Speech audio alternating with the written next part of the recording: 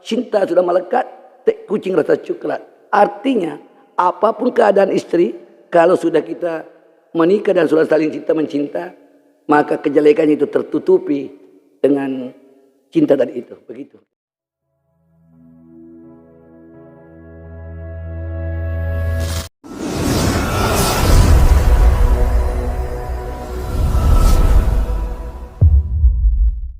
Ini Ustaz, saya pernah ditanya bahwa ketika seseorang ingin mencari pasangan, yaitu harus ada beberapa hal yang perlu perhatikan.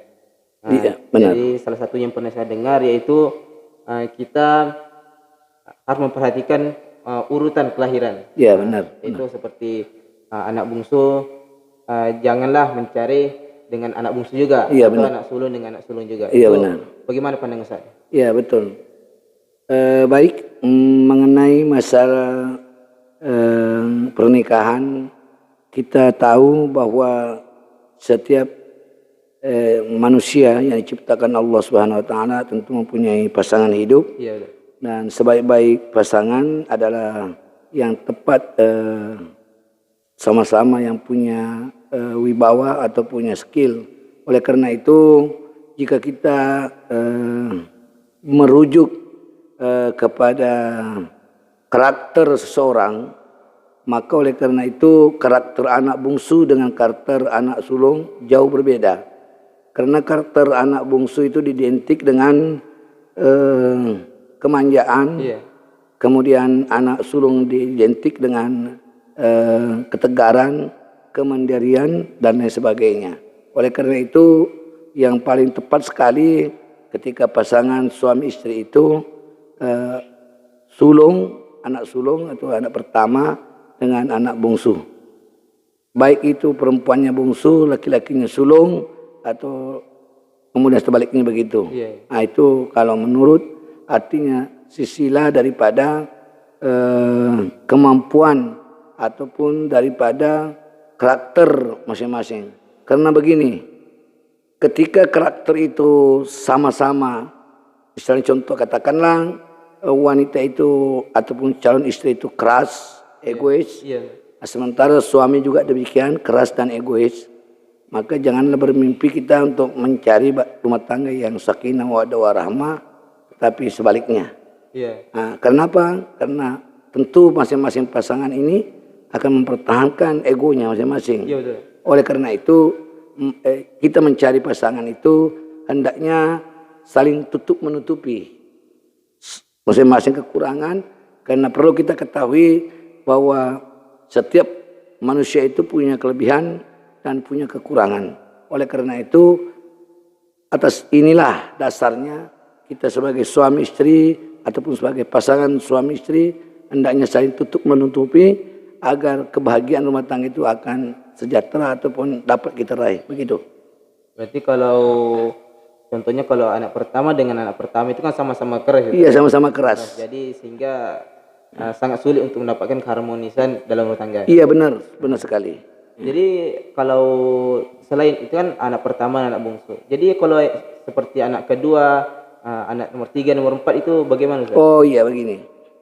Itu untuk urutan yang pertama, yaitu anak nomor 1 ataupun anak bungsu dengan anak sulung dengan anak bungsu. Itu yang urutan pertama. Urutan kedua anak sulung dan anak nomor 2. Itu urutan kedua.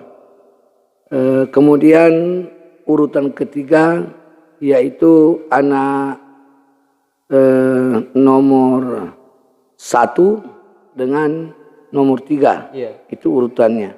Ataupun nomor 2 dengan yang bungsu, atau nomor 2 dengan nomor 3. Itu, tapi janganlah mencari nomor 2 sama nomor 2, nomor 3 dengan nomor 3, atau sebaliknya bungsu sama bungsu, sulung sama sulung, yang seperti tadi saudara katakan.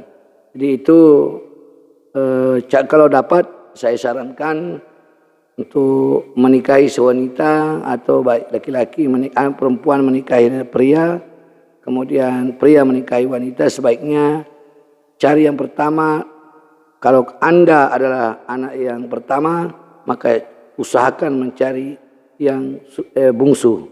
Kemudian kalau Anda tidak dapat bungsu karena Anda adalah anak yang sulung, maka usahakan Anda mencari anak yang nomor 2. Dan kalaupun anak nomor 2 Anda tidak bisa mendapatkannya, maka usahakanlah mencari urutan nomor 3. Dan ketika nomor 3 ini juga saudara tidak bisa mendapatkan karena Anda adalah anak yang sulung, maka pasrahlah dan istiqomah kepada Allah Subhanahu wa taala, karena ini semua adalah ketentuan dan ini semua adalah kehendak Allah Subhanahu wa taala, begitu. Ya, jadi Ustaz, kalau kan anak yang pertama itu memiliki karakter sendiri. Ya. Anak nomor 2 juga, ketiga dan keempat itu apa artinya Ustaz? Dari karakter itu sehingga tidak bisa sesama karakter berjumpa gitu. Iya, begini. Kalau menurut urutan, yaitu anak pertama, kan tadi saya sudah sampaikan bahwa anak pertama ini diidentik dengan kekerasannya, tegas, kemudian artinya mandiri.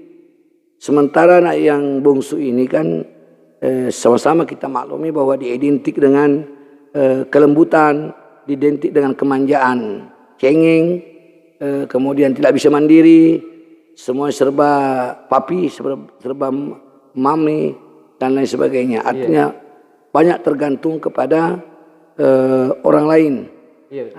Tergantung kepada abangnya, tergantung kepada akaknya, karena dia ada beberapa orang adik-beradik gitu. Iya, terbiasa dimanjain. Terbiasa dimanjain. Sementara anak yang sulung ini tadi terbiasa dia mandiri dan terbiasa dia memimpin adik-adiknya. Adik-adiknya, baik itu adik perempuan maupun adik laki-lakinya. Nah, persoalannya ketika anak pertama ini tadi jumpa dengan anak yang pertama juga, anak yang perempuan ini tadi, maka perempuan akan mempertahankan egonya. Artinya mungkin dia punya pendirian yang kokoh, yang tidak bisa diganggu gugat atau tak bisa diajak kompromi. Sementara laki-laki pun akan mempertahankan haknya. Wibawanya jatuh dong sebagai seorang suami ketika dia tunduk, kemudian dia mengalah kepada sang istrinya. Sehingga bahkan suami ini kadang-kadang membaca dalil bahwa ar-rijalu qawwamuna nisa, laki-laki adalah pemimpin bagi kaum wanita. Sehingga pertengkaran setiap hari, kemudian ditambah lagi dengan mungkin masalah ekonomi, masalah anak-anak, maka insya Allah di meja hijau nanti akhir daripada hubungan suami istri tadi. Artinya ujungnya nanti sampai ke penceraian, ke meja hijau, begitu kira-kira. Kalau urutan nomor 2, Ustaz. Nomor 2 dan nomor 3 itu bagaimana? Iya, kalau nomor 2 ini dia orangnya sederhana. Orangnya sederhana, yang nomor 2 ini identik dengan orangnya anak nomor 2 ini identik dengan artinya bersahaja. Karena begini,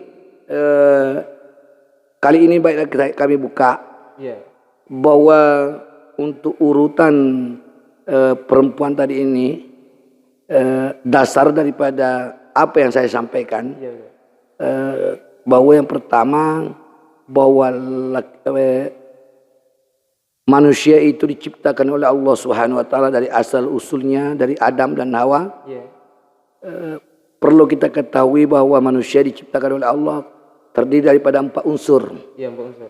Yang pertama yaitu tanah, kemudian air, kemudian angin, kemudian api.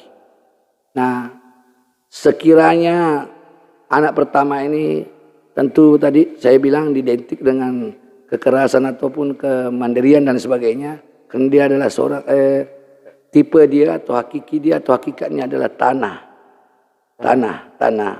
Sementara yang bungsu ini dia tidak termasuk ke kategori yang keempat tadi ini.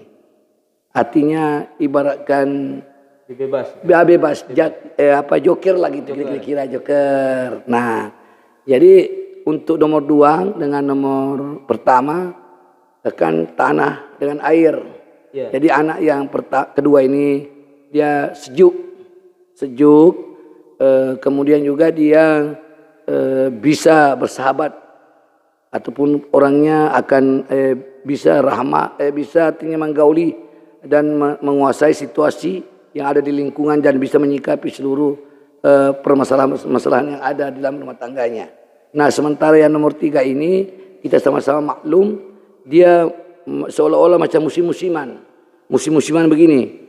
Kadang dia murung, kadang dia ceria, kadang dia emosi, kemudian kadang dia gembira gimana gitu. Karena dia itu tergantung sih moodnya, tergantung artinya mungkin memorinya lagi kacau atau apa segala macam. Jadi sehingga anaknya nomor 3 ini tidak labil. Tidak labil.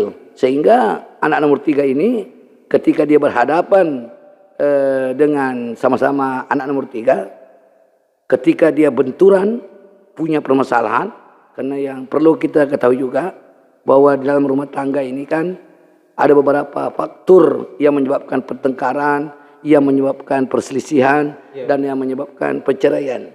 Salah satu di antaranya yang pertama adalah ketika masalah tidak ada kecocokan di dalam rumah tangga itu, artinya tidak ada saling memahami, saling mengerti, dan saling percaya kepada pasangan masing-masing.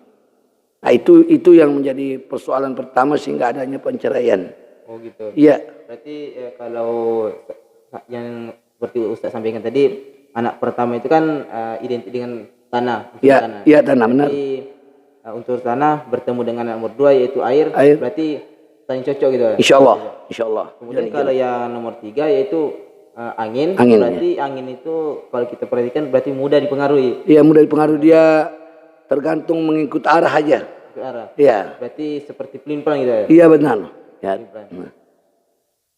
Berarti kalau dalam rumah tangga itu ada misalnya kan kalau unsur angin itu kan yang nomor 3 Ustaz ya. Iya. Nomor 3 itu angin. Ya. Ketika ada masalah mudah terpengaruh. Ya. Jadi sehingga yang cocok itu adalah nomor pertama ya.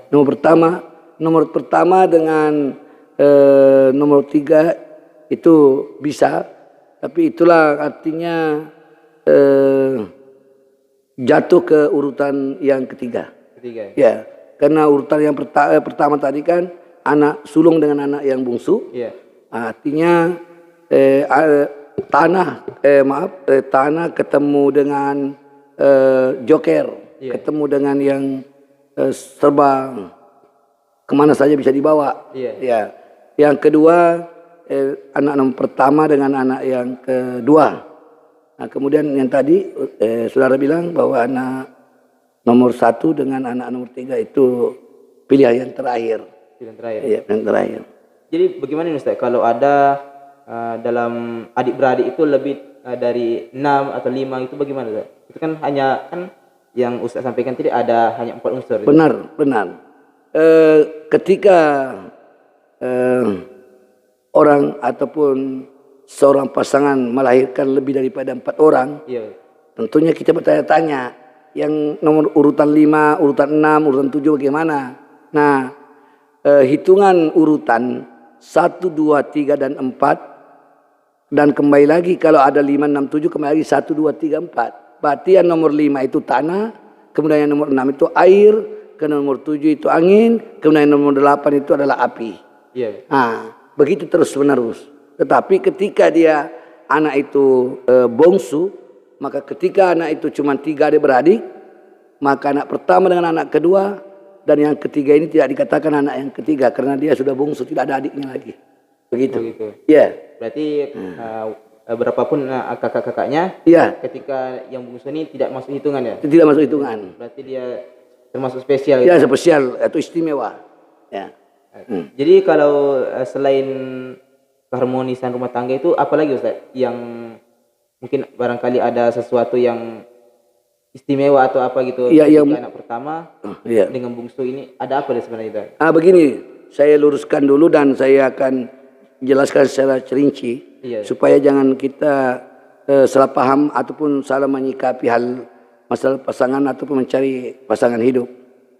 Yang pertama yang tadi yang kita sampaikan bahwa memang pengaruh dengan urutan, tapi perlu diketahui bahwa tidak semata-mata hanya urutan saja yang kita andalkan. Oh gitu ya. Ya, yang kedua yang kita andalkan adalah perempuan lebih tinggi daripada laki-laki. Kalau dia berdiri, itu salah satu penunjang untuk keharmonisan rumah tangga. Artinya laki-laki yang pendek, carilah perempuan yang agak tinggi. Kalau kalau laki-lakinya jangkung, ya cari lagi lebih jangkung daripada cowok yang tadi itu. Jadi kalau memang kita sebagai cowok yang jangkung sudah mencapai 175 cm, berarti kita sulit untuk mencari perempuan. Kenapa? Karena jarang sekali perempuan yang bisa mencapai 180 atau lain sebagainya. Iya. Tapi kalau kita pendek, misalnya 150, 160 tingginya kita, insya Allah mudah kita untuk mencari pasangan, yaitu perempuan yang lebih tinggi. Yang kedua. Kemudian yang ketiga, ini kita lepas daripada bicara tentang agama dulu. Yeah. Ini kita bicara tentang masalah karakter dulu. Dan yang ketiganya, perempuan ini dengan laki-laki, kita tidak semena-mena untuk begitu kita ketemu, begitu kita kenalan, maka jatuh cinta kita, kemudian kita kepingin memperistrikan. Kalaupun cewek, kepingin dia menjadikan suami, belum tentu. Kenapa? Karena di samping dua yang kita perhatikan ini tadi, urutan dengan tadi masalah tinggi atau rendahnya, ada beberapa karakter pula lagi yang perlu kita perhatikan. Yeah. Karena semua tubuh, mimik yang ada dalam tubuh manusia itu punya makna tersendiri ketika kita mampu untuk mempelajari dan mampu untuk menyikapinya. Jadi oleh karena itu tidak segampang yang kita bayangkan, tidak semudah memberikan telapak tangan ketika kita mau mencari pasangan hidup. Iya. Ya. Sedikit saya ulang Ustaz. Ya. Tadi ada Ustaz sampaikan yaitu yang laki-laki haruslah mencari yang lebih tinggi, mencari pasangan yang lebih tinggi, yaitu mencari perempuan yang lebih tinggi.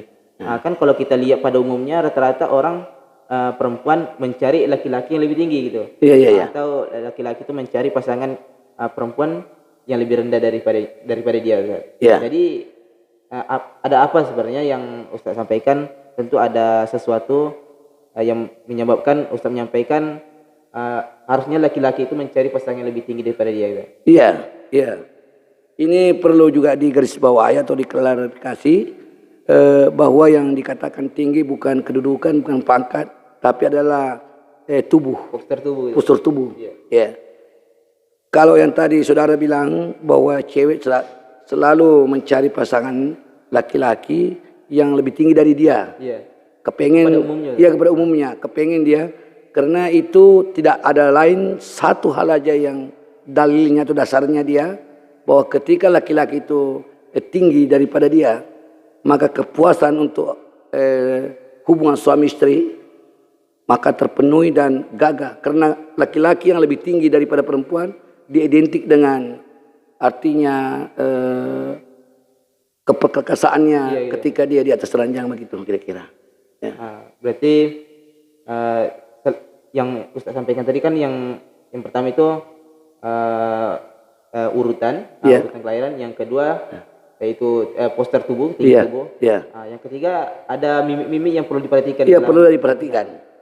Mimik itu perlu diperhatikan, tapi mungkin kali ini tidak bisa kita uraikan satu persatu karena mengingat waktu yang terbatas. Tapi perlu diingat satu hal, bahwa jangan Anda bermimpi untuk mendapatkan Siti Sulaiha kalau dirimu tidak seperti Nabi Yusuf. Kemudian jangan kamu bermimpi untuk mendapatkan Ratu Balkis kalau dirimu tidak seperti Nabi Sulaiman.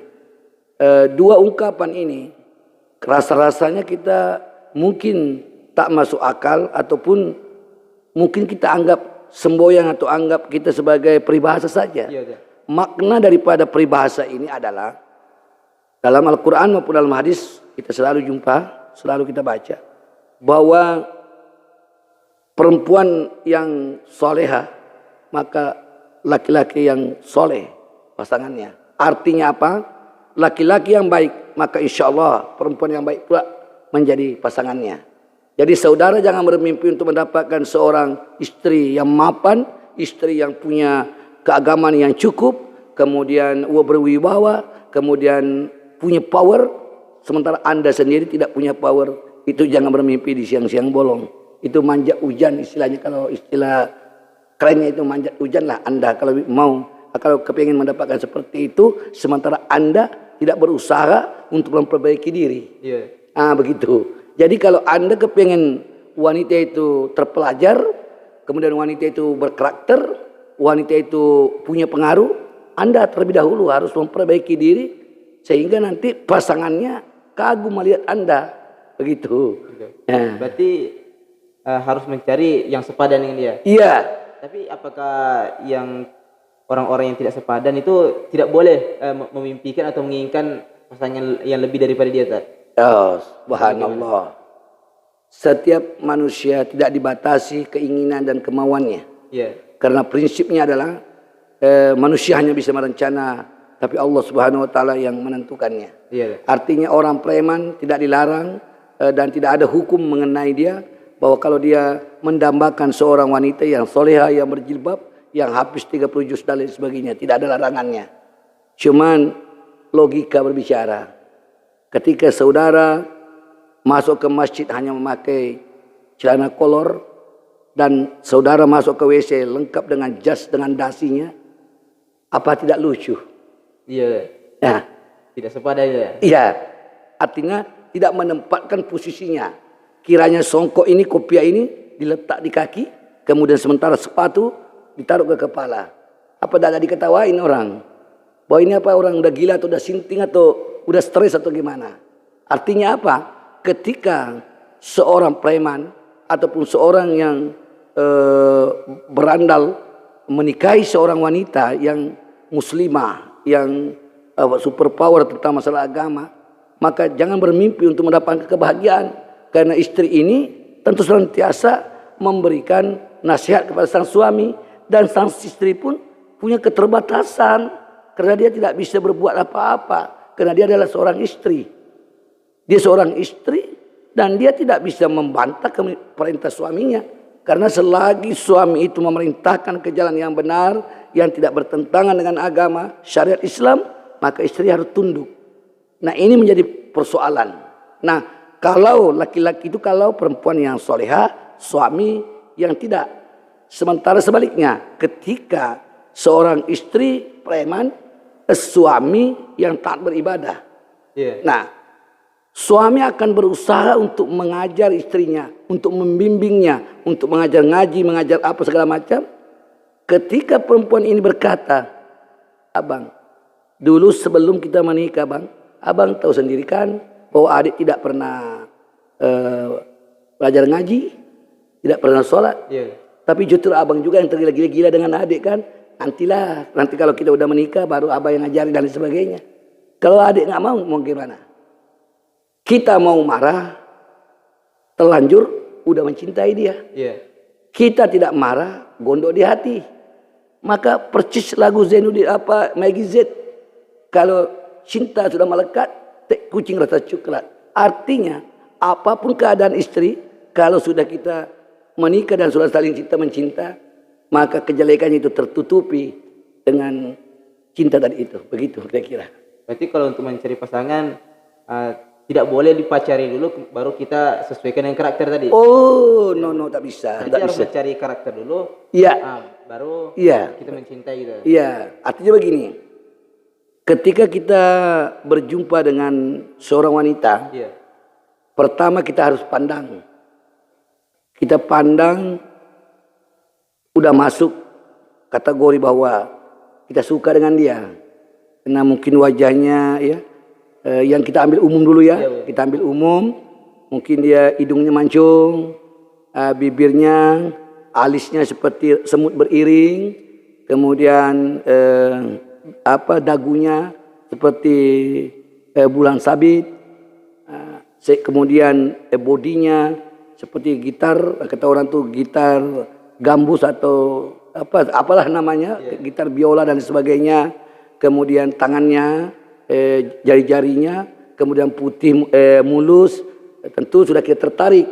Oke, satu, itu tidak ada masalah, silakan. Dan yang kedua, Anda perhatikan lagi atau Anda selidiki anak siapa itu dan urutan keberapa sih dia?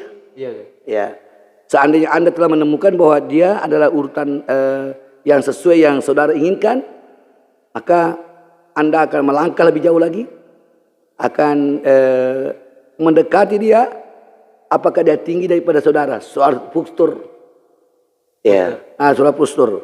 Jadi kalau sudah itu juga sudah memenuhi, berarti sudah 3 kategori yang terpenuhi.